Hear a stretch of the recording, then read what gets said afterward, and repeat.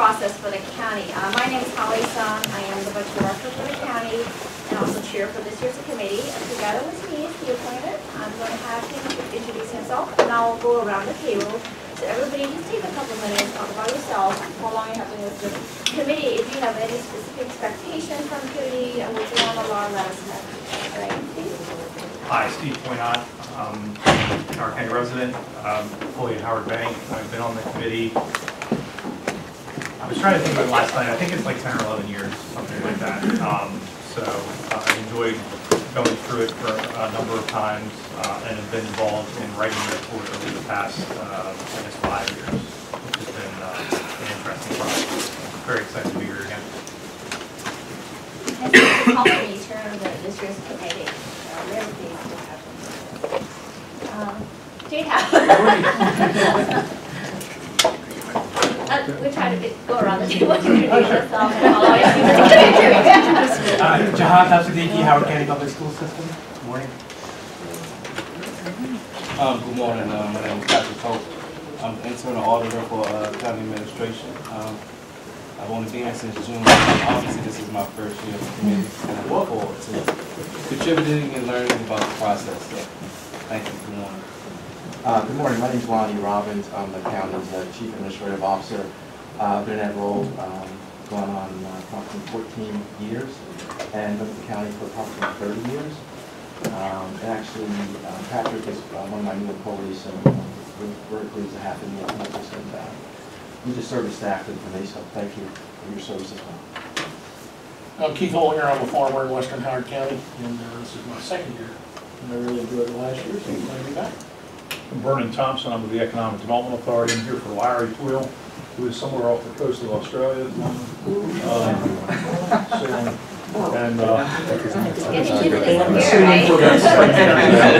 a reason why he's on the coast and putting up on it. Barbara Lawson, I've been on the committee for 5 years. I've led the board and the nonprofit. Hi, I'm Jennifer Jones, Deputy Chief of Staff and County Executive. I'm Durai Sarani. I'm the Vice President for Strategic Partnerships and Applied Research at Towson University. This is my second year on the committee, and I'm a Howard County resident. Good morning. I'm Milton Matthews. I'm President and CEO of the Columbia Association. I've been on the committee about 5 years. J.C. Hendrickson. This is my first year on the committee. I'm a freshman, so thanks for having me. I live in Elkridge, and I work at a public charity in my day job. Good morning, everybody. My name is Kavi Hadbu. I'm a Howard County resident. First year in the committee, and I'm an energy industry analyst with the Federal Energy Regulatory Commission. Good morning. My name is Khalid Hassan. It's my second year on the committee. I helped with the report last year and so I'm glad to be here. Thank you. Craig Glendenning, Anne Arundel County resident, long term. I'm the county auditor. I'm not actually part of the committee, but hope to help anybody with any questions. I've been here with the county for about 7 years, and I've started the committee since I've been here. Hi, I'm Dan Kick. I'm first year to the committee. Thank you for having me and the invite. I've been most recently with the Leaps Group for the last 25 years in their procurement and sourcing organization, as well as finance, IT finance specifically organization. Right now I'm in the process of setting up my own consulting business, so we'll see how that goes. But I'm looking forward to this process and to hopefully share some experiences that I had as well. I'm Ellen Flynn Giles. I've been on the committee for like 10 years and then off and I'm back, so thank you. I serve on nonprofits and I'm a consultant in energy to Standard & Poor's. I'm Joan Dreesen. This is my first year on the committee, so thank you. It's a privilege to be here. I'm the Executive Director of the Association of Community Services, which has been the umbrella organization for nonprofits in the county for 56 years. I've been here 36 years, so not been with it forever. So it's a privilege to be here. Thank you. I'm Christina Delmont Small. I'm on the Board of Education. I believe this is my 3rd year on the committee. Good morning, everyone. I'm Jessica Coates. I'm the Chief Executive Officer for the Howard County Association of Realtors. I'm a new resident of Howard County. I moved here from Birmingham, Alabama a year ago. Richard French, I'm the director of the Jacob Trent Institute at the University of Baltimore. I've been on that committee 8 or 9 years, and I help with the forecast. Good morning. I'm Roger Barnes. I'm the president of Blue Rocks Enterprises, a local business, but primarily I'm on the committee because of my extensive involvement across the community areas of business development, nonprofits, you name it. Todd Arterburn, first year on the committee. I own several businesses in the county with my brother, and also serve as the treasurer of the Glenelg High School Booster Club. Angela Gray, Chief Operating Officer for the Howard County Library System. Served about a year ago and sort of breakdown of that. I'm Lynn Coleman. I'm Vice President of Administration and Finance at Howard Community College, and I've probably been on this committee about 10 years. Good morning, Janet Urban, Director of Finance here with Howard County. This will be my third go-around for this Good morning, I'm Brooke Mavno. I'm the Deputy Budget Administrator for Howard County. I've been with Howard County for 7 years. Prior to that, I served 17 years in Baltimore City's budget office as a revenue analyst and technical support. And I hope one day I can afford to live in Howard County. I want to ask some folks in the back, and others quickly, too. Hi, do you want to go first? Oh, I'm Josh Zerber. I'm on the committee. I spammed you guys accidentally. So, this is my 6th year on the committee, I think. My name is Andrew Goulars. I'm a budget analyst here with Howard County. I just started this position in September, and before that I worked for the Department of Finance for 2 years. This is my first go-around. Hi, Jimmy Kwok, Budget Office. Norm Schnoberg, analyst with the Budget Office. Jennifer Dennis, Budget Analyst at the Budget Office. Raul Cruz with the Budget Office. I'm kind of your main point of contact if you have any questions, comments, or concerns with the Dropbox documents, things like that moving forward. I emailed all of you last night, so if you have any concerns, just let me know. I'm Nikki Griffith. I'm in the Department of Finance. Zach Jones, EDA, Director of Research. Michelle Harrod, I'm with the Auditor's Office. So thank you all so much for coming. So I want to start by saying a little bit about the committee. Obvious for our seasonal members, refresh your memories on that.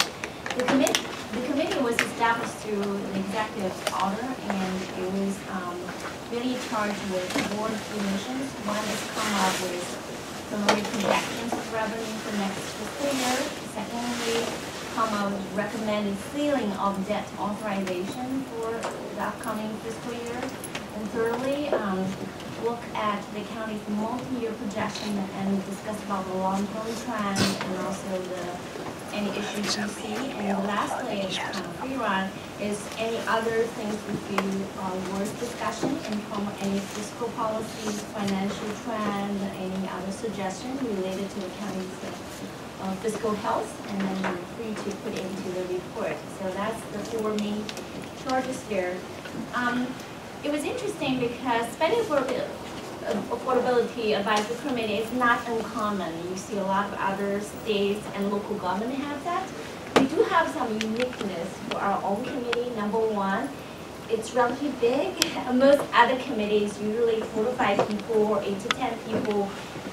We have, I think, about 30 people, so the more the merrier. And our county was known for have lots of intelligent people, well-educated, and we are very pleased to have a very big group that represents expertise in different areas and always different perspectives. So that's very important, that kind of diversity, that kind of like candid discussion, everybody puts your own thoughts into it is very important. And secondly, our committee is more comprehensive. Most other places committee are more focused on economic and the revenue forecasting. This one we get expanded. There is not only on that, but also on expenditure, and not only on operating daily budget, but also on capital infrastructure budget on that. And we also talk about the policy and overall big picture. So our hope is you can kind of get informed on different aspects of the budget whenever is related to financial management, but also we take back from very constructive advice from all of you. So that's a wish on that. One thing I want to say is that we all have our own political opinions there, but this committee, we want to keep it nonpartisan. We want to look at the facts and numbers and kind of develop what my predecessor used to say, common sense kind of conclusion there. So collectively develop some business management ideas of what it makes more sense based on resources and how to provide best guidance for the government. And we really take those advice very much to our heart. So that's just a quick 2 cents on that. The other thing is there's a little bit of a new change this year. One is that we do take some feedback from certain people that we're going to have voting and non-voting members. So we think there are certain represent organization that we see in the grants of direct appropriations there. So those a little bit discussion just to avoid conflict of interest. We want to have everybody's participation, but the final report we want to come from those that do not have any potential conflict of interest on that. The other thing is we did reach out to the council, so we have some council appointed as well. So again, in spirit of collaboration. And also this year we are very happy to have formally invite Steve to be our vice chair, because that's another thing. I mean, this is a committee I chair, but it is a citizen advisory body. We want to represent the joint consensus or majority opinion from you, not from me. So I think, with Steve and a lot of other people playing leadership role in this committee, I think that's hopefully making that happen. So I'm really much look forward to that. With that, you have one piece of paper here about the schedule for the county meetings here. I'm not going to talk about future meetings until the end of the meeting, but for today, it has a few bullets showing you what we try to discuss. So with that, I'm going to shut up tentatively and hand it over to Steve, and he's going to talk about the report and the process. Okay, so everyone has in front of them, or on the Dropbox, the report from last year. Pretty thorough report here based on the discussions that we had as a different committee last year. Obviously, this is a completely different committee. It's a new year. We're going to have different discussions. We're going to have different discussions from each of the partners who are going to come in and present, and we're going to learn some new stuff. So this just kind of outlines the format that we've used. Kind of leading in with the summary of kind of what we hear from everybody, and then going into the recommendations. Last year we had recommendations around about a 2.7% increase in revenue, about $70 million in bond issuance. We also recommended that the county work on long-term fiscal outlook and issues. We've seen some future structural deficits that we really want them to focus on and understand what those impacts will be. And then I would say over the last 4 or 5 years, we've really expanded the other recommendations section to try to encompass other items that we see from the conversations that we're having and try to get a lot of the feedback from the committee members. It really falls into those areas when it comes around revenue. Last year we talked a lot about the fire tax, other areas for revenue enhancement and things like that.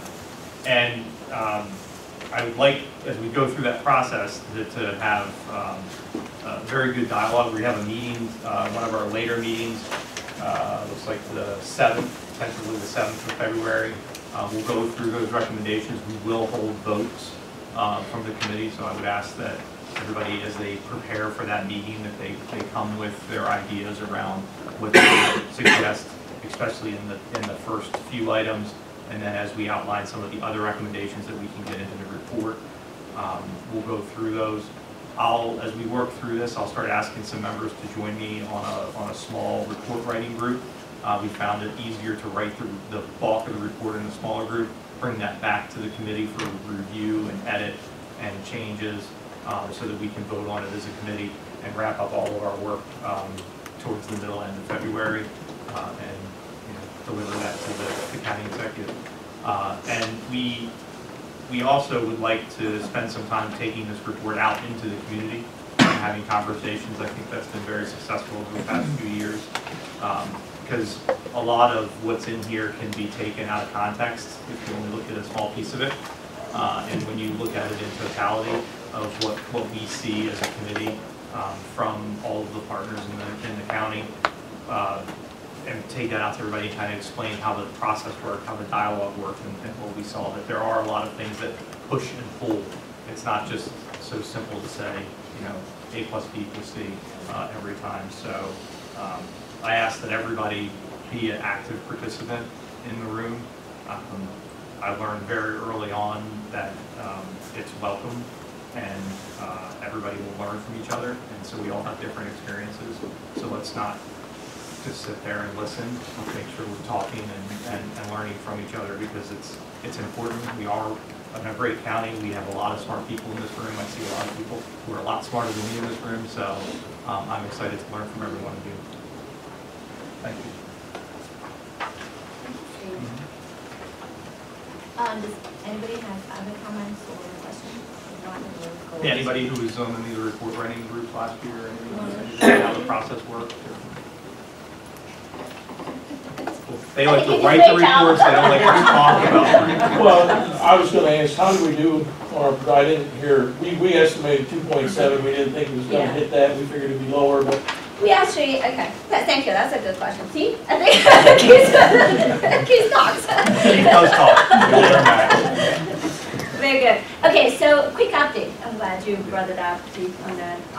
So for me, projections, the revenue projected by the committee was 2.7%, about $30 million.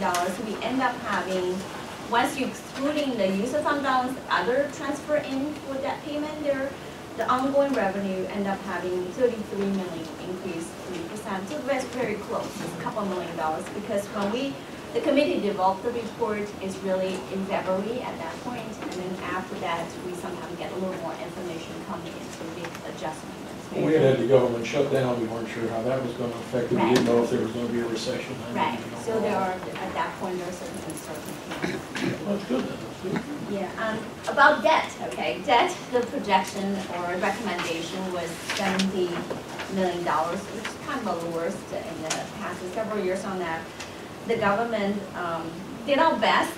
We end up at 89.5 million. I think that was obvious higher than what the committee recommended, but still that's the lowest level of debt authorization in a decade, because we did take the advice and fully acknowledge the fact that the committee had rightfully pointed out that the county is facing increasing issue related to debt affordability, because we continue to issue a lot of debt to support infrastructure, and also there's some historical debt to continue utilizing now and the future revenues with debt service payment. And then the revenue picture, as we all know, have been showing a moderate or slowdown in total growth. So everything combined, it should be more prudent to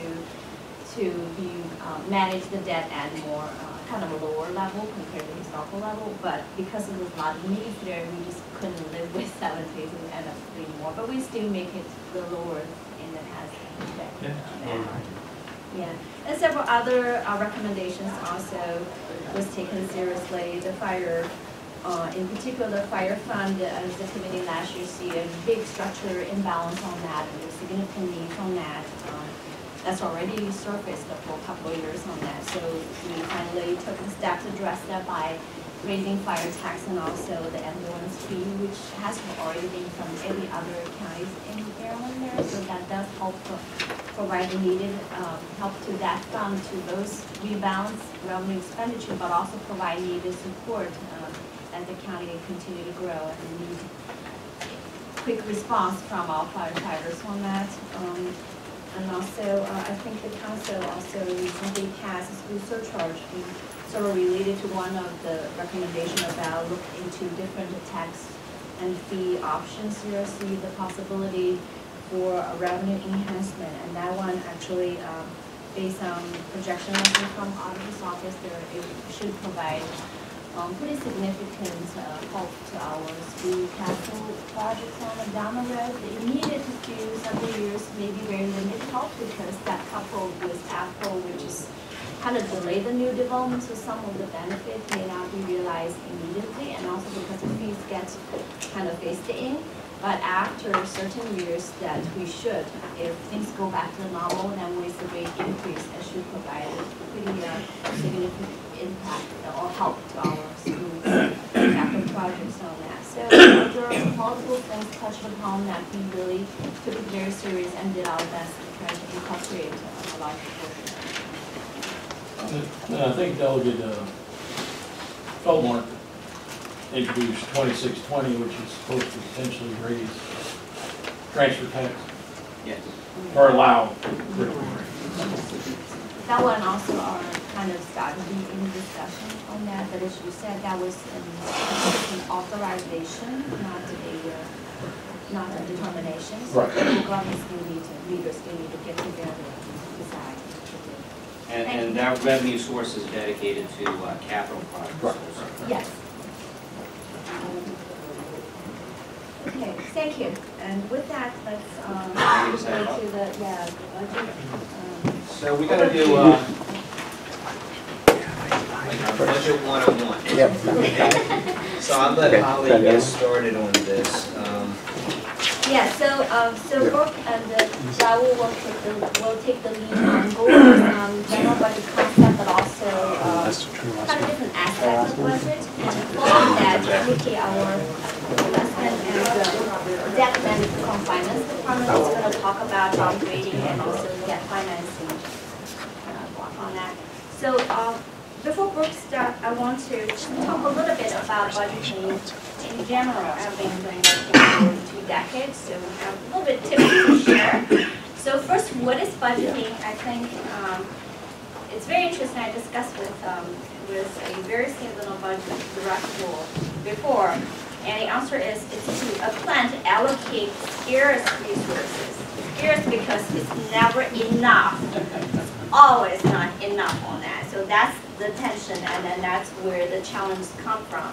And when it comes to the more recent history of the county and looking forward, because revenue growth has slowed down to a moderate, still very positive.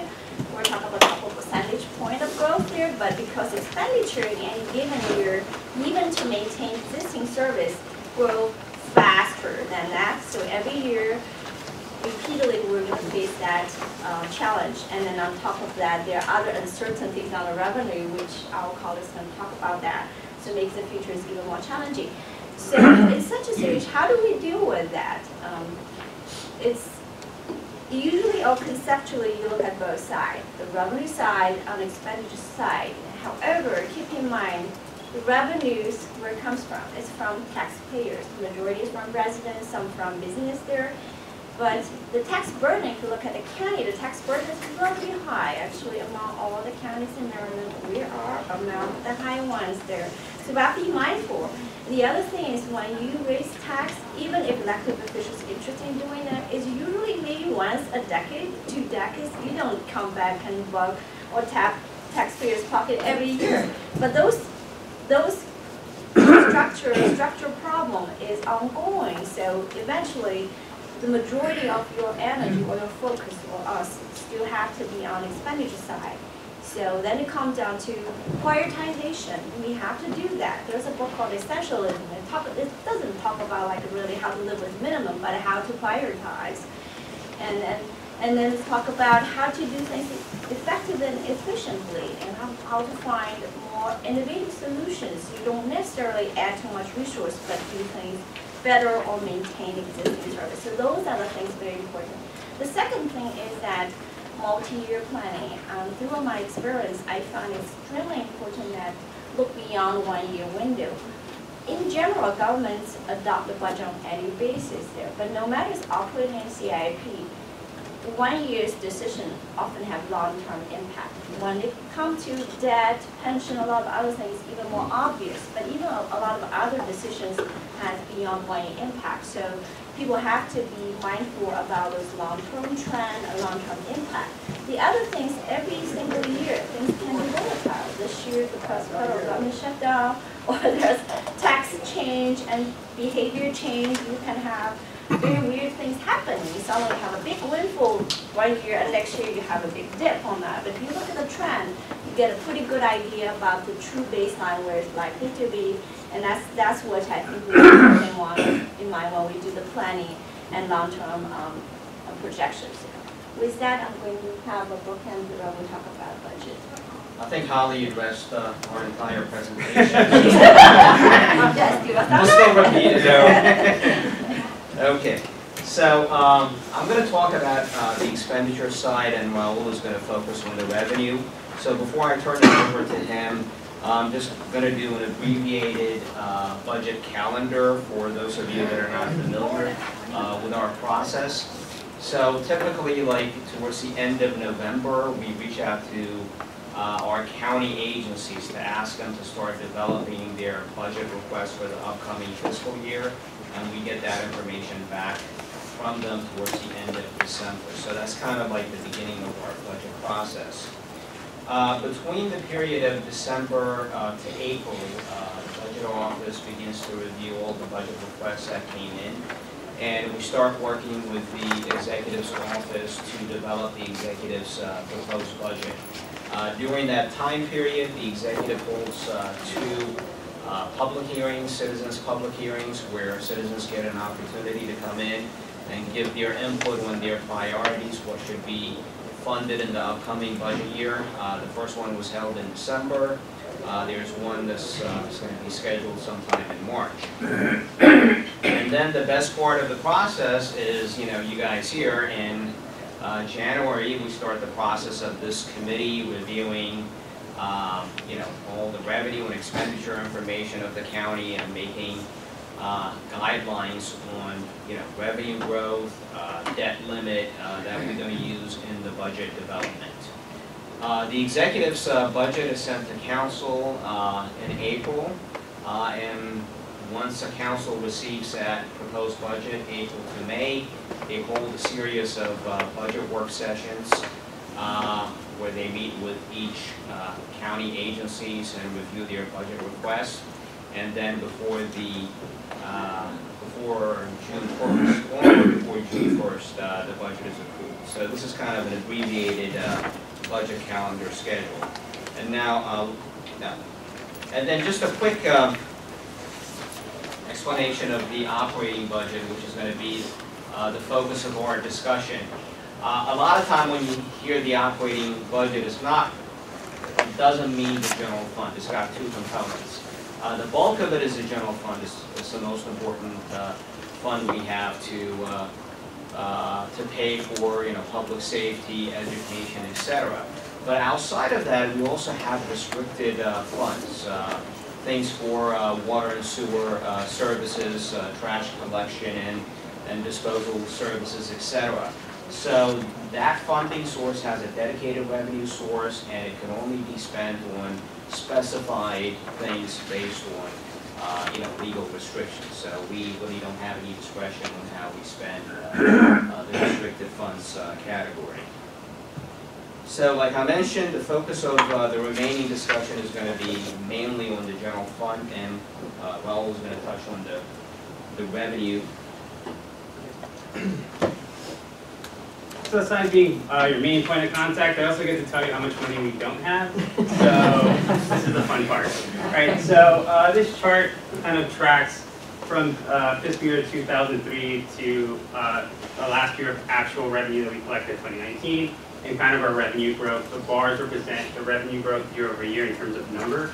Right, so back at that left side, fiscal year 3 to 9, we're looking at a 45 million year over year growth.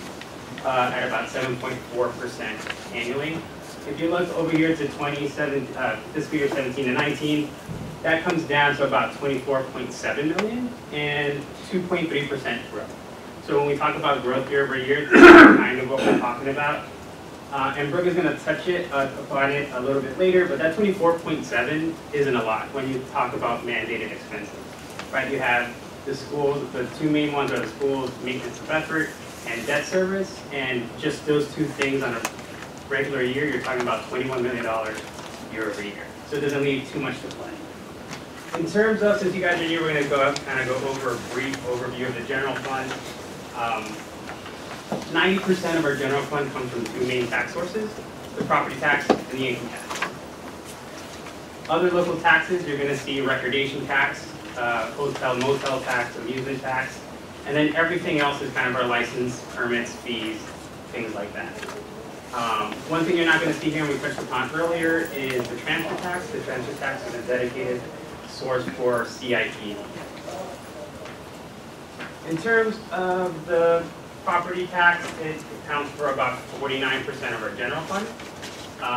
The average growth in the last 10 years has been about 3%. So going back, I think this is kind of the period everybody kind of remembers, is that fiscal year 2001 to 10, when we're growing at 7.4%, over 15%, right? Everybody kind of remembers that golden age of Howard County. Then we hit the recession, and then since the recession, we're kind of going at about a 3.2% clip every year. And for those that don't know, our assessments and assessable base comes from the State Department of Assessments and Taxation. We get a report in November, and that's how we start generating our estimated revenue for the next fiscal year. Can you distinguish between gross and net? Yes. So here, the gross base is the total value of the assessable base for Howard County. The net base is the gross value minus the homestead tax credit. So then that's the taxable amount. So, yeah, our main focus is the net base, because that's what we collect our revenue. Okay. So, Raul, Yes. I'll talk a little bit about, because when you see those growth numbers in the early years, $45 million growth and $35 million growth, and now $25 million growth, talk a little bit about how that gross to net base affected that and how we had that gap. Sure. That's no longer there. Of course. So, as you can see in that front end of this graph, we have the gross, again, the gross base is the total value of our assessable base. The net, again, is the gross minus the homestead tax credit. So, as values skyrocket, we're going to have a lot of people applying for that homestead tax credit. That homestead tax credit is 5%. So, for our net, right, we collect that 5% increase. The homestead tax credit is a 5% cap on taxpayer payment, not on home value. Okay, so your home value can increase by 25%, but we collect 5% on that increase. You're not paying more. You're not paying the 25% increase. You're only paying a 5% increase. So as home values skyrocket, more people start collecting that homestead tax credit. Again, gross minus homestead equals net. So as home skyrocket, value skyrockets, there's more homestead tax credit, there's less of the net base. Okay, it's all the same pie. So those first years here, right? Home prices skyrocket, everything's kind of going and growing at a clip. This is why you see kind of in that middle where that recession is, as the gross base starts to decrease, right? Less people are starting to collect that homestead tax credit, which has a minimal impact on our net base. Right, our net base still grows, okay, because there's less people collecting the homestead tax credit, even though home prices are falling. Okay? So what I think Raul explained is that it's actually provided a cushion during economic recession or housing bubble time, because at that point, due to next Maryland law, that we don't tax folks' property at exactly the market value because there is a homestead on that. Because every year, no matter how your house grows there, double digit, it doesn't increase more than 5% every year. So when the housing dips there, you don't see that our revenue have to double digit kind of drop. In fact, there's a couple years you were able to see even this red, the gross drop, the net still increase because the homestead impact. The problems with time is your true value versus tax bill getting closer and closer now. So as of today, these two are almost the same. What it tells you is next time, if there's another housing problem, we don't have any cushion anymore. If we dip, our revenue will dip and pretty much at the same scope. So right after the recession, we actually saw an increase during the recession, saw an increase in property tax revenue because of that cushion, even though values were going down.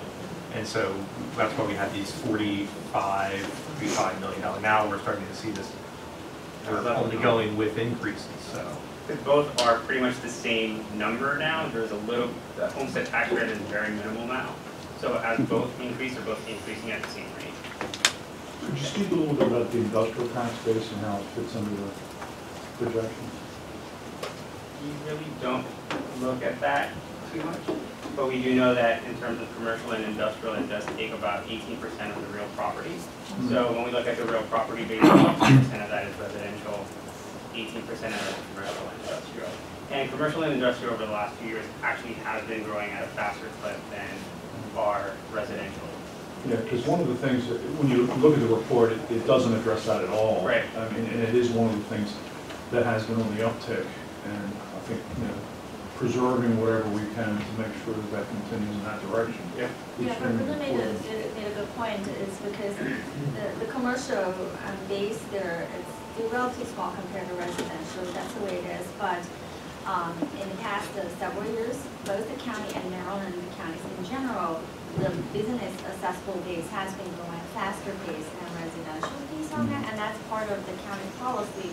Is we need to continue to promote this business property tax. Yeah, I mean, that may want to be one of the recommendations we want to make for still in the report. I think something else to add to that, and I don't recall if it was one of these presentations previously, but I think the other piece to that, just to add context, is I think when Larry, as an example, and Larry, referring to Larry Twill from EDA, has also referenced the fact that when we also talk about growing the commercial digest by a certain percentage, actually though how long that would actually take and what has to get built to grow that percentage. That if we start talking about we need to grow it by 2-3% or whatever, how much development actually has to take place to grow it by that percentage. That is 6.8 million square feet. Right. That is it's not that simple to say, oh, we need to grow the commercial digest by 20%. So it has, yeah, so to your point, it has been growing, I think, over the last like 10 years. The commercial base, even though the commercial base is growing at a double-digit increase every year, over the last 10 years, it's maybe grown at the overall part of the pie, maybe 4%, from 14 to 18. So, and when you think about that double-digit growth every year, I guess that takes a lot more for that commercial base to grow, for it to make a big impact on the accessible base. Yeah, I mean, the dilemma there is that, it takes 2.2 million, I think, square feet to raise a point, but that's with a constant, with no increase in the residential. Right. So there's a continuous, balancing act between the two. So we're going to keep moving forward. The next one is, our next big revenue source is the income tax. Income tax accounts for 40% of the general fund revenue. As you can see, unlike the property tax where you have the steady increase and then the fall of the recession and another steady increase, our annual increase kind of really depends here on market forces and how things are going. Going back to this year, 2001 to about 2010, you're seeing that we're still growing at a 7.4% on annual income tax, and it goes down to about 2.2% in the last few years. So you can see why when we look at that big chart, that first chart that I showed you, why that's decreasing. It's both the income tax and the property tax both growing at about that 2 to 3%. Right, that's driving that slow, moderate growth that we're seeing year over year. So what's causing all this? Right, tight labor market, low unemployment, slow job growth, and I'm sure Dr. Kent will do a lot better job of explaining that when this time is here. Housing portfolio is shifting. Right, we're seeing just because of limited land for building and development, we're seeing a lot more multifamily homes versus single-family detached. As you can see from 2001 to 2010, single-family permits were about 73%, so multifamily 27%, and that's shifted to 56 and 44. So we're seeing a lot more of that multifamily type of development.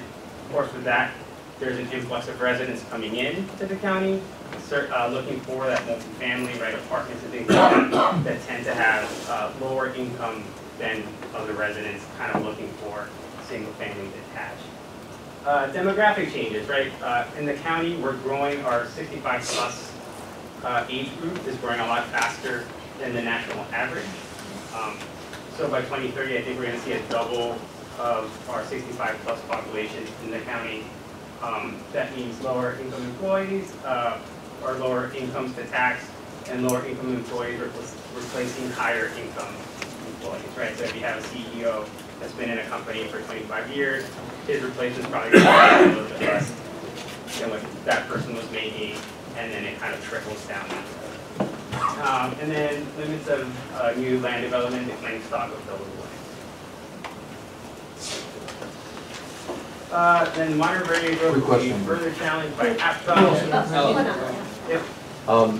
Do you have the revenue growth rate per capita? How does that change over the years?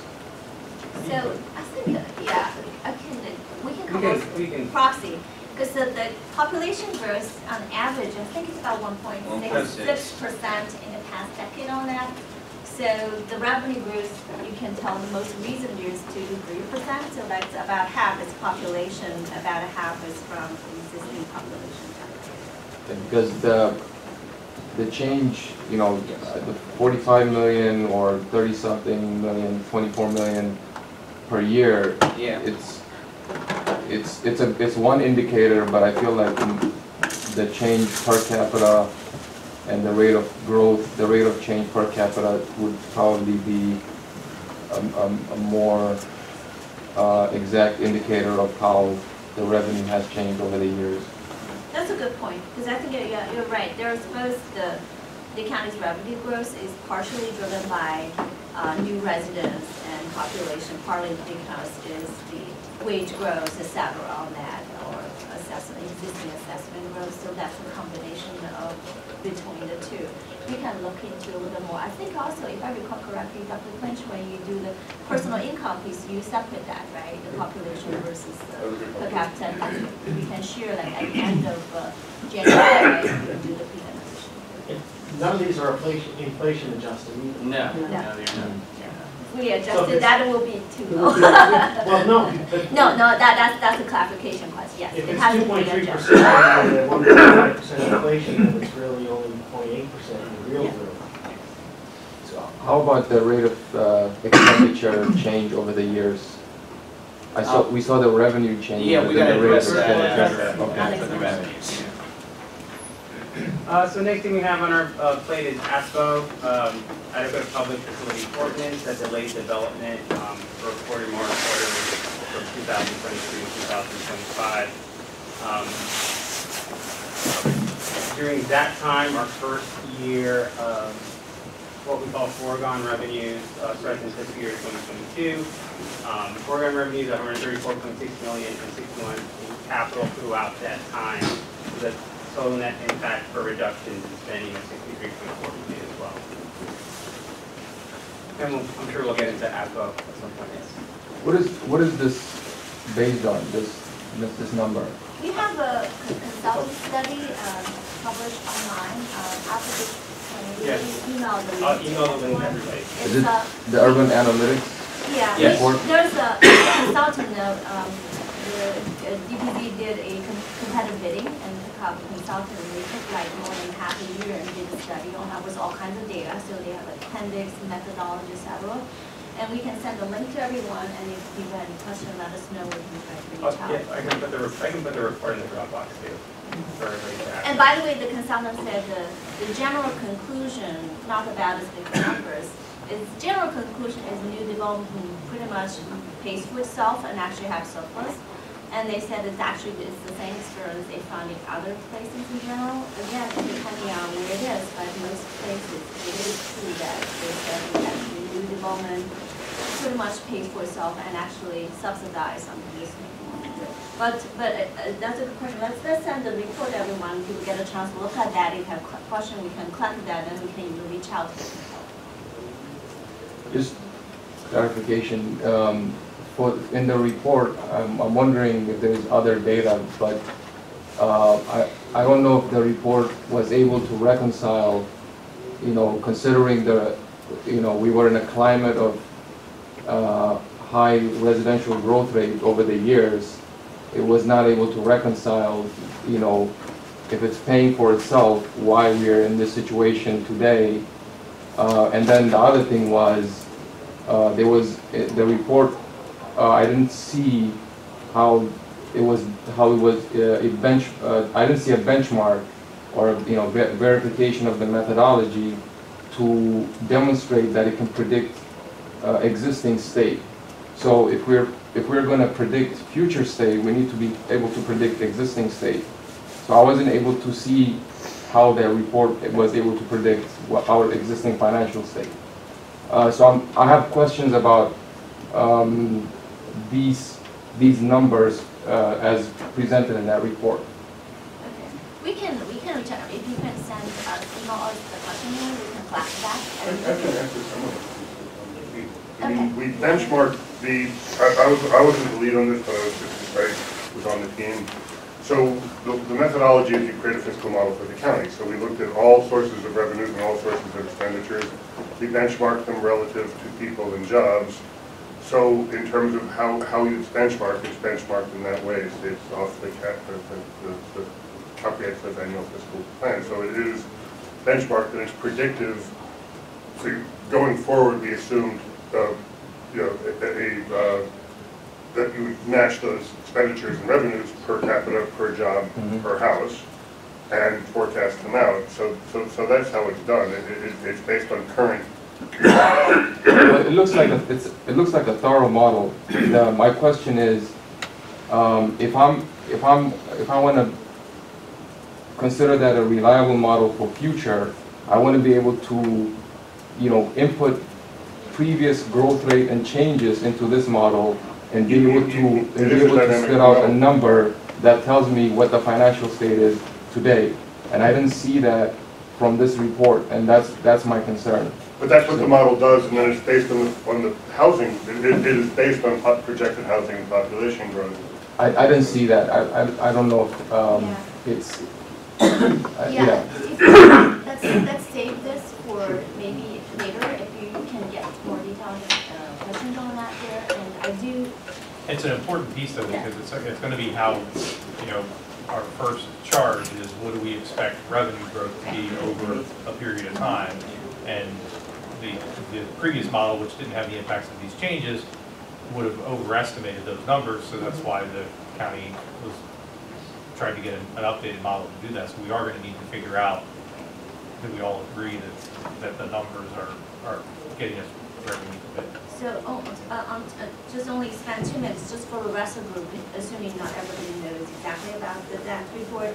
What is trying to study that, and then the general methodology is to figure out for new development, essentially 2 different scenarios. One is there's original master plan that there was based on the land development zoning, that on each year there will be so many new development per year, and then there was different types of region, and then based on that, then those new units, and then how many new residents in general, and also the kids component there, then we figure out, the consultant figure out how much revenue might be generated and how much expenditure will be incurred. And on the revenue side, there's personal income tax, assessable base, that's property tax, transfer tax, recordation tax, fire tax, and a lot of other things, school surcharge, and those type of things, and road excise tax.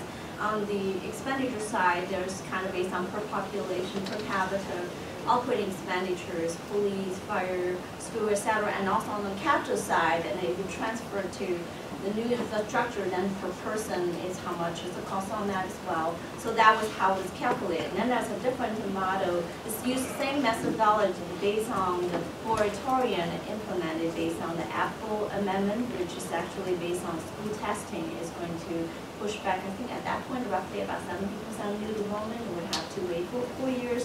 And based on that, what's a new scenario was a lower new development, what is the revenue and expenditure impact, and then compare the two, come up with the net impact.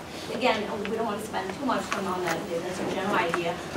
Let's send the link to everyone. And if we have enough question there, we might even invite, see whether consultants available.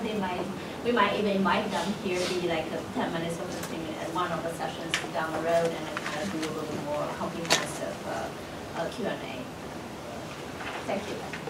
So, moving forward, tax burden is something that the committee has seen quite a bit in the last couple of years. When we talk about tax burden, is what our current residents are paying. Because the property tax, where it includes the fire tax, second highest in the state. Income tax rate at 3.2% is the highest allowable by state, that is capped. And then recently we increased the fire tax, which is part of that property tax, and we instituted an ambulance fee. And again, like Brooke talked about it earlier, those are restricted funds, and those are restricted specifically for the Department of Fire and Rescue. The trash fee was increased last year as well, and that's restricted for trash removal. School facility surcharge was also increased, again, dedicated source for school capital, and like last point, none of these are for general fund. And you can see kind of what we call the big counties, their tax rates, and how we compare it to the state average. And now it's Brooke's turn. We're going to talk to you about expenditure. Yeah, we're tag teaming it here. And so we have another speaker after me, so I'm going to try to go real fast. So basically, some basics about our expenditure structure. So as you can tell, the majority of our funding goes to education. So education includes funding to the Howard County Public School System, the library, and the community college. So those three combined account for about 64% of our general fund revenues. And that funding is over 5 times the funding we provide to public safety, which is the second highest category we have at about 12% of our total budget. Okay, this I always find interesting. So this is looking at the FY. Let me just start out by saying that most of the data you're going to see going forward is focused on the FY20 budget that has been approved. So this is looking at the growth we had in the general fund revenue. So FY20 was actually a little better than the last 3 years. We had a total of about $36 million in additional revenues, an increase from the prior year budget. By the way, that includes a few $1 million of one-time money, like yes. sales of helicopter, transferring yes. for that. Yeah, which are not going to be repeated. But if you look at that, so that entire $36 million, just 2 categories consumed over 80% of that increase. So almost 20 million or 54% of that increase went to education. This is a direct appropriation. So in addition to the direct funding we provide the educational entities, we also contribute towards here retiree health benefits, OPEB, and we also pay debt payments. But just that direct appropriation accounted for. Secondly is debt payments. So all these obligations that we've incurred in the past, now we're making the mortgage payments. So that's been accounting for a bigger share of our expenditure, and in FY20 it was about 27%. So just these 2 categories accounted for 80% of our revenue growth. So when you look at the other 26 county agencies we have that provide all types of services, public safety, public facilities, DPW, etc., they only have $7 million to be in growth to be distributed among all of those agencies. So it kind of shows you, I guess, funding priorities of the county as far as education, but also these fixed payments that we have an option.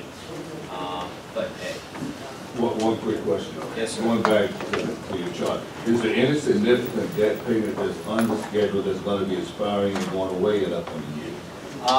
Actually, I think Nikki, our debt manager, is going to talk about our debt. But I think the long-term projection, at least for the recent, for the next few years, because of obligations we have with the new courthouse and other obligations, is actually going to go up, not down.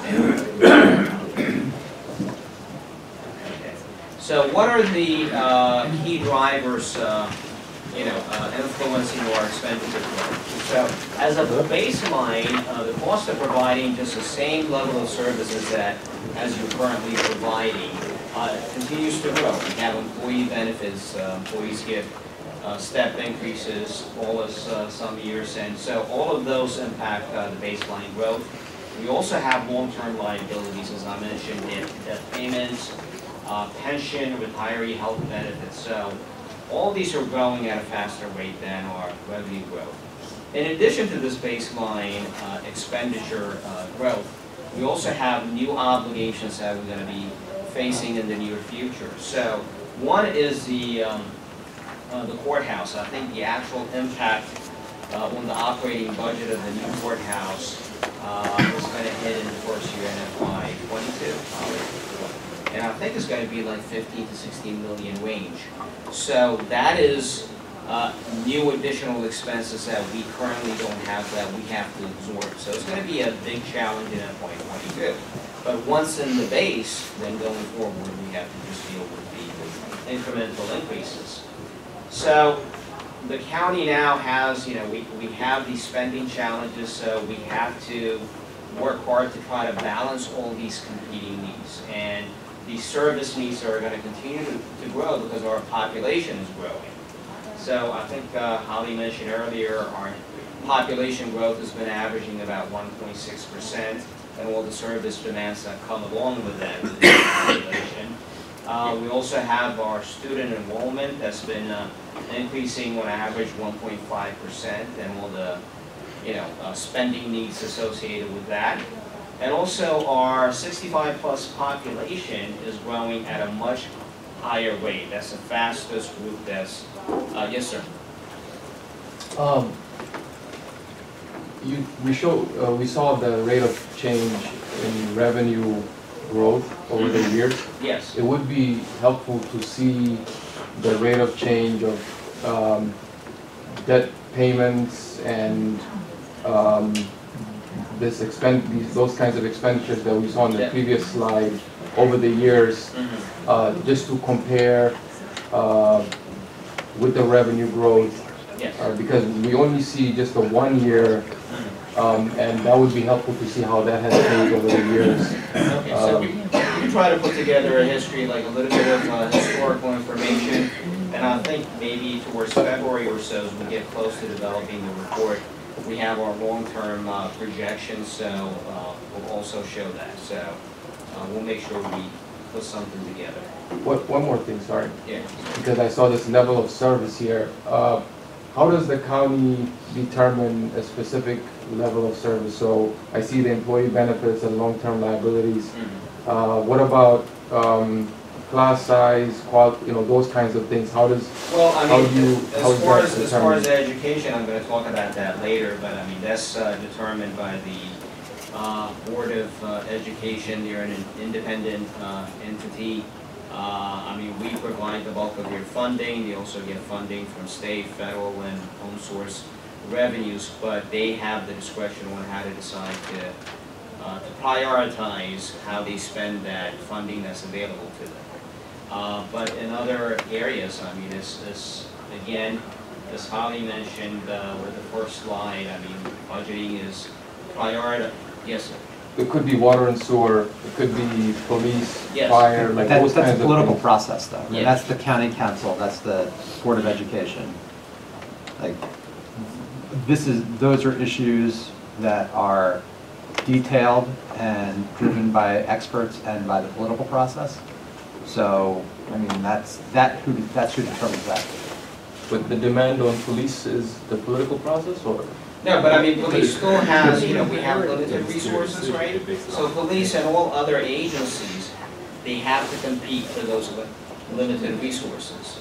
So they go through a process with the sessions we have with the council where they make the case with the funding they're requested, and then we have to prioritize them. Obviously, we can't afford to fund everything that's being requested. We have to prioritize. And there's a lot of things that we look at. Things that are mandated that we have to spend, things that are pursuing the objectives that are set by the county executive. So, but it is a process that we go through the budget deliberation process. How to balance that limited resources we have among all the various demands for services. Okay, So I mentioned education, and I want to talk about that a little bit because it accounts for the big share of our general fund revenue. So education spending, again, is the public school system, the library, and the college. But the public school system accounts for the lion's share of our general fund expenditures. So in FY20, it was 58% of our FY20 budget. Now, this 58% includes direct appropriation that we provide to them, which is 52% of our total budget. But as I mentioned before, we also pay debt associated with the school debt and the retiree health benefits for school employees. So combined is 58% of our FY20 budget. If we look at the FY20 direct county funding that the county provided to the school system, it was an increase of a little over 18 million. So if you look at that history going back to FY11, that was actually the second largest increase we've had in the past decade. And it's a little over $7 million above the maintenance of effort requirement. Yes, sir. It goes back to my initial question. You said it's the second largest, but when you, there needs to be, at least to me,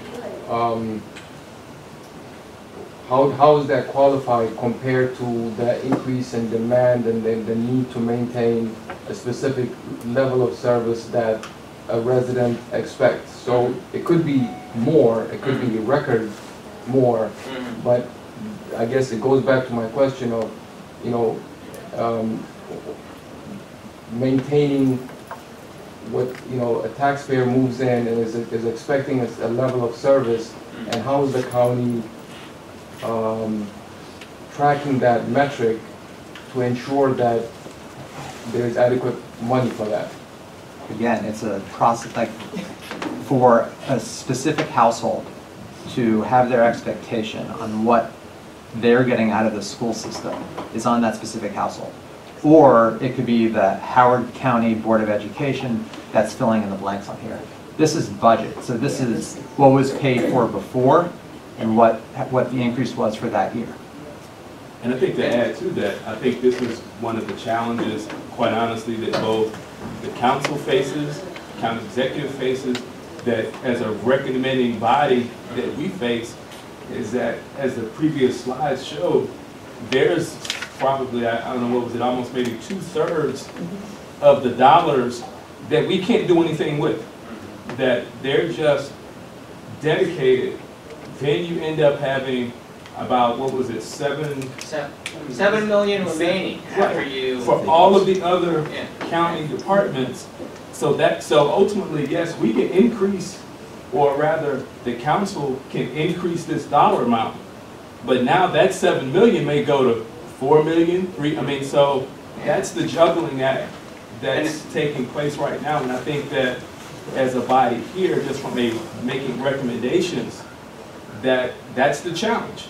I mean, that, we're seeing from the meeting, and for those of us that have been on here for a few, a few years, that's ultimately the challenge that we're facing, is that, yes, we recognize that there may be interest in increasing that number, but that... And there are a lot of, justifiable needs, right? So every county agency, every outside entity that receives county funding, like the schools, they come in with good justification, they show the needs. Unfortunately, budgeting is balancing, all these service demands with the revenue that we have, and we don't have enough adequate revenue to fund everything. So we go through this deliberative process with the council to decide how to allocate that. And as far as, I think Holly talked about the mandate of the committee, I think for the new members, I don't think one of the mandates is, we'll provide any kind of information you need to help you understand the process, but I don't think one of the mandates is to decide how much should go to schools, how much should go to public safety, et cetera. Yeah. And just a quick clarification, just so that I'm understanding again the maintenance of effort. So, for instance, here, if we increase the amount, over, above the maintenance of effort, does that now then change the next? Yes. what- Yes, Yeah. yes, Yeah. because it becomes part of the base. Right. It becomes part of the base. And Yes, we pretty it's much 100. have done this almost every single year. I mean, historically, we funded above the maintenance and effort level. Which then, I guess in our case, because it's going to be a big part of the conversation for those of you that follow state policy, when we talk about Kerwin, technically, I guess, from a Howard County perspective, I guess is it safe to say that we're okay in the sense of when you look at as an example, say Prince George's County, Baltimore City, Baltimore County, even the communities in Western Maryland that are saying, how do we fund such a increase, but because of what we've been contributing, Based on the work of, and Holly can speak to this better than I, she's been following it a lot closer than I, but based on the work of the committee, because we've been providing a lot more funding historically, at least in their initial estimates, there was no expectation that we have to come up with additional funding above what we're doing currently based on the current growth, because we've been doing above and beyond. Now, as legislation is proposed, who knows? Yes, right, but I guess in the sense of what we've But I been mean, but doing that compared- shows a level of commitment the county has historically, made to education, that in itself. And I think we'll get more into Kerwin at some point when we get into the school system budget. The other piece to follow with the Kerwin legislation is going to be the various mandates that are coming along with it. So while there's going to be other jurisdictions that will have to find ways to fund new initiatives, the ones that have already been funding their school systems at a higher level, and we're one of several, we will still have several mandates that will be passed down upon us. So you can call them unfunded mandates, you can call them whatever you want to call them, but we will have mandates on the school system to do certain programming, to provide certain initiatives, to provide certain salary increases, to do some other things without sort of those dollars tied to it. Then the other piece of that is going to be the state's going to give us a certain amount of funding that will then run out after a certain amount of time. So various buckets of funding that we would get as a school system, as a county, that after 2 to 3 years will, or even some after 1 year, will go away, and then the expectation is that the locals would foot that bill. So that's the challenging piece for us as Howard County, and there's other jurisdictions that are having the same discussion right now. All right, so this is talking about county funding for the school system. And there's a lot of needs for the school system, but if we look at, again, most of the tables that I'm showing here are based on the FY20 budget, but if we look at the requests the Board of Education made to the county for county funding in FY20, they requested $100 million above what they received from the county in the prior year. So if you look at this chart, that bar history shows you the actual increase in funding they receive from the county every year, including in FY20. This was the actual increase that we provided. But the FY20 request that they made was actually a little over $100 million above the 19 level. Clearly something that we cannot afford. That's nearly 3 times the revenue growth that we get in our general fund. So if we were to honor this request, that would mean we have to do some significant spending cuts. So pretty much eliminate funding, about 30% of funding that we provide to all our non-education county agencies, or do significant tax increases. And our big tax revenue source is the property tax. It would be equivalent to doing a 17% increase in the property tax rate. And based on the median home value, that would be an additional like $750 a year that each homeowner will pay. So they requested $100 million above the 589 that they get? Above the 19 level, yes. So like a 17% increase? Which would then become the baseline? No, it wasn't approved. I mean, clearly we No, can't no, afford it. But if we had, yes. Yes, if we had definitely. Yeah, the maintenance of effort basically says, you know, you have to provide the same level of funding as you did in the prior year on a per capita basis. Okay, I'll move fast. And the last, I think, the second to the last chart I have one school system is an important portion of our budget. When we look at the school system, total general fund budget is not only from the county, but there's also state funding, federal, and the school's own source like prior year fund balance, etc.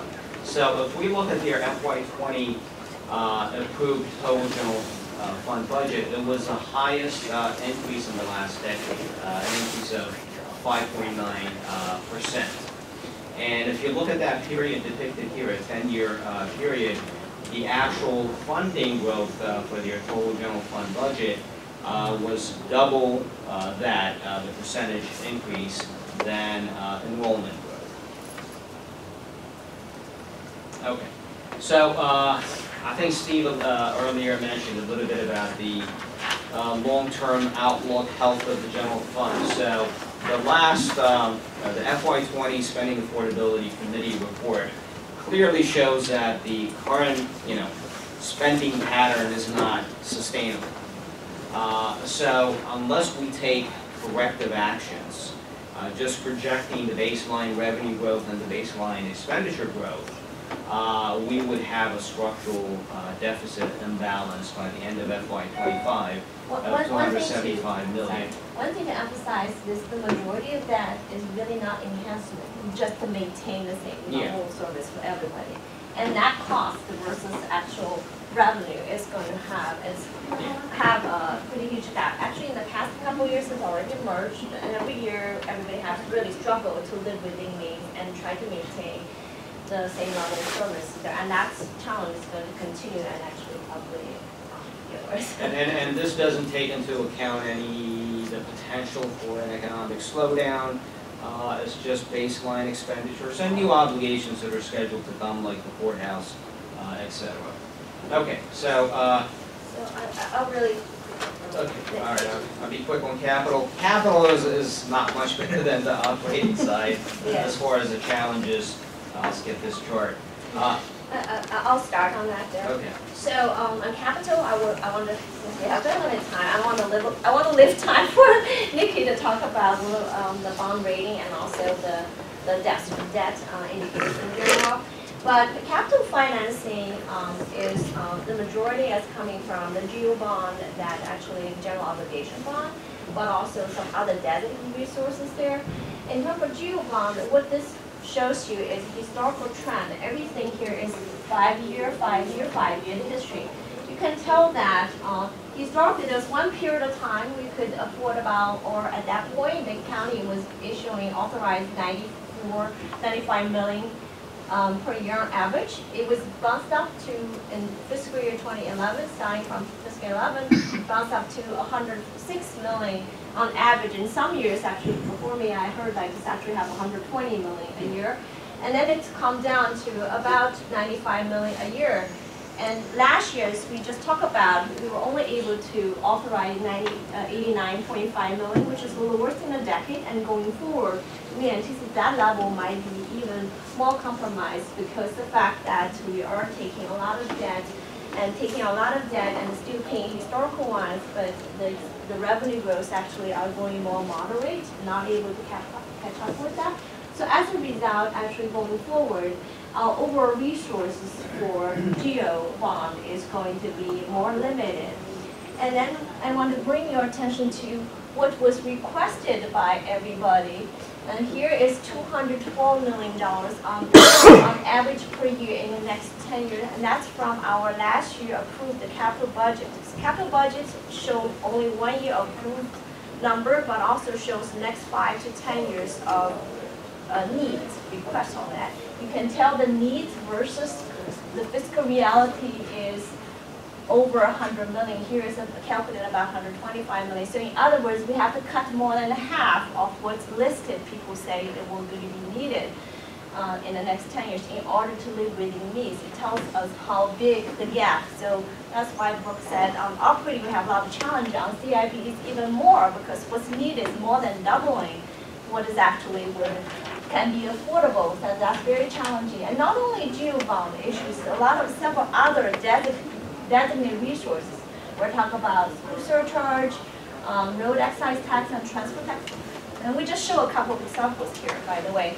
And these are designated resources. Is actually even worse because last 10, 15 years here, you can see that they were able to do a huge amount there, 100 million, 20, more than 100 million down in this period of time, but actually going forward, some of this is zero, and others like a couple million a year, 1 million a year on average. The reason is that somehow, historically, at least for the past 2 decades, the policy or practice has been that very short-term focused when it comes to CIP financing. So a lot of time that a huge number of debt or financing or spending was authorized from those resources that not only depleted resource at that point, but also obligated all future years. In this case, they obligate all today's revenue just to pay historical debt, and some of that actually showing deficit, if not because, like for example, school surcharge, if the council hasn't passed a new legislation to raise the tax, we cannot even afford historical debt. So every year we get new revenue from school surcharge, road excise, etc. But there's a zero new CIP can be sponsored because historical decisions made, we are still paying those debts on that. So that's one thing that makes today very difficult, not only from GEO, but from all other resources. Historically, we can do those level of projects. Now we get very limited from every sources to get serious on that. It also tells the philosophy going forward. Go back to what I emphasized at the very beginning. We really have to do long-term planning. We really have to make a manageable growth, a sustainable growth, rather than just do one big spike this year, next year, and then next 10 or 20 years have to pay off for it there. So that's just what I want to emphasize. When does that bubble of debt retire? Is it? They get spreaded in the last 15 years, so some are still in the process of retired. That's the problem. Okay, so the main funding source we have on the capital side is GO bonds, general obligation bonds, that are backed by the full faith and taxing power of the county. And this chart shows you, at least in the FY20 budget, how that the authorized bonds were allocated. So again, the primary funding went to education, the school system, and a small portion to the community college. But that accounted for about 47% of our total GEO bonds authorization. So, I mean, I won't go over the other categories, but this gives you a little information on the breakdown. And I think we have... We may have to save the question for now. I want to invite Nikki from Finance to give us really a short but important briefing on rating and that.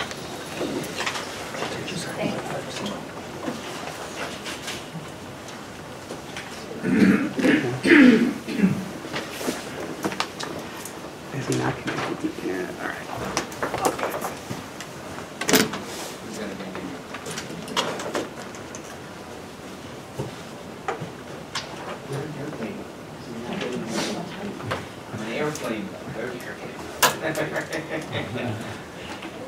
So while they're doing the setup, just very quick housekeeping. There's a sign-up sheet on that table. If you haven't initialed that, please go ahead and do that. And when you leave there, just make sure we keep a record about who is present there. Weather policy there. If there's snow, hopefully we don't have a lot this year. If there's sometimes severe weather, I will try to notify everybody either late night or first thing in the morning, like 5:30-ish, now to check your email on that. We don't follow the school's policy because the school is sometimes more restrictive to protect the kids on that. In our case, usually if the building is open, we typically open, but I will send this email in advance to make sure everybody knows about there. And for all those meetings there, we are shooting videos there. We're going to post it online later. So if you want to refer it back later, feel free to go back and do that also. And also any materials and etc. If we have in advance, we're always going to send to the Dropbox and also sometimes attach to the email.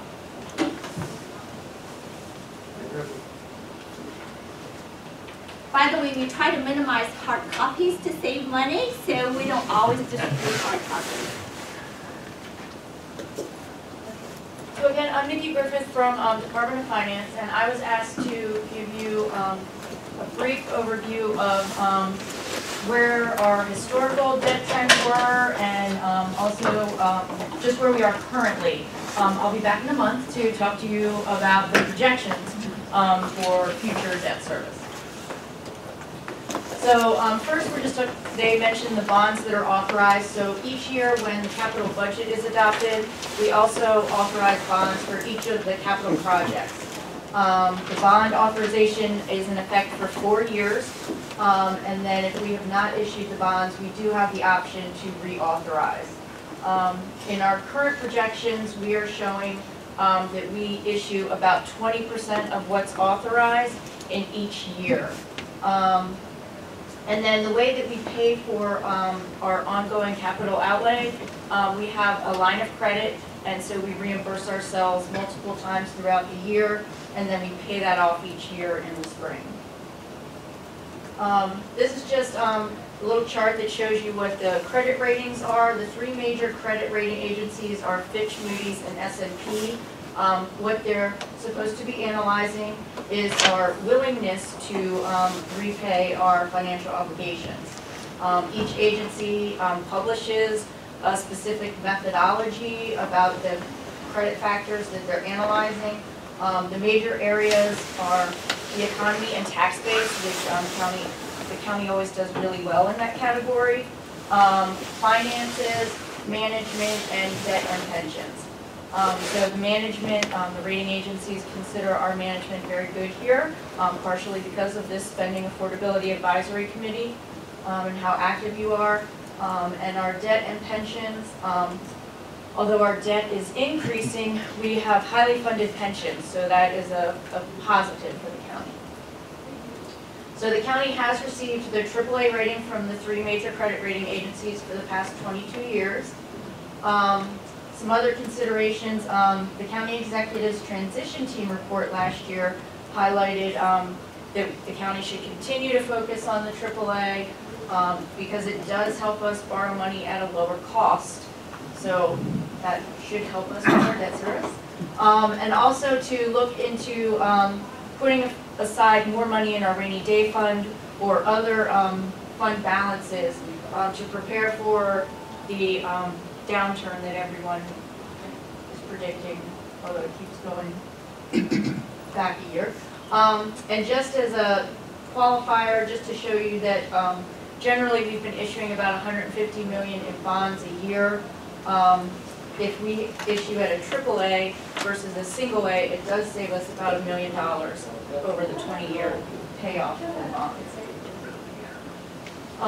So this is one of the debt measures that we're trying to keep a close eye on because 2 of the credit rating agencies do analyze this. And so it's just the total outstanding debt as a percent of our revenues. So you can see it has been increasing over the past 5 years. And so the way that we fall into their rating category, we go into the single A category as opposed to the AAA. So it does show that we are pushing the issue a little bit with how much debt we Just a issue. note there, Raoul on ours and Dropbox is blank. Right. So just so you know. So this is just, I'll kind of skip over this, but this is what the actual rating agencies mentioned about our fund balance in last year's credit rating reports. And then this is just showing you a comparison. These are the other AAA rated counties nearby, and you can see that their fund balance is higher than ours. So this is definitely something that we're monitoring and trying to increase. You can see from this note that the county did put aside, originally it was $5 million in a reserve fund. We did increase that to $7.5 million because we do have a plan to continue to increase that as we move forward. Although with the tightening revenues, it does make it difficult. So then also the county's debt management policy There are 4 credit measures that we are required to report to monitor and track. So the first is the outstanding general debt to our assessed value. It's limited to 4.8%. We're well below that at 2.25% as of the last fiscal year. And there are 2 credit rating agencies that this is something that they do consider, this metric. The second one that we're required to report is debt on a per capita basis. You can see that it has been increasing over the past 5 years. This was originally set back in 1996 at 1,200. It hasn't been updated to reflect CPI, and so it was at the time considered by credit rating agencies. It's not one that they factor in at this point. And then the third one is the per capita debt measured as a percent of per capita income. So when it was established, the limit of 10% was considered, but at this point we're well below the 10%. We are still increasing. So, let's see, and the last one is the fourth measure is debt service as a percent of current revenues. The self-imposed cap by the county is 10% or less of current revenues. It is also a measure that's considered by S&P. You can see that we're hovering in the 9% range. So that is something that we're highly monitoring to make sure that we try to get below that 10% cap. And that's it.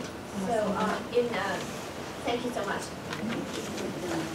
So in February, I think early February, we will come back and talk about projection, both revenue and debt, and also market projections. So that one of the debt indicator, the last one, is the one I wanted to share as an intentional because our debt service and the revenue currently is doing okay. But looking forward, based on last year's projection, that will be some alarming on that there. But anyway, thank you very much for coming in. And next meeting is going to be on January the 16th at 7 o'clock. And I look forward to seeing each of you there. Thank you.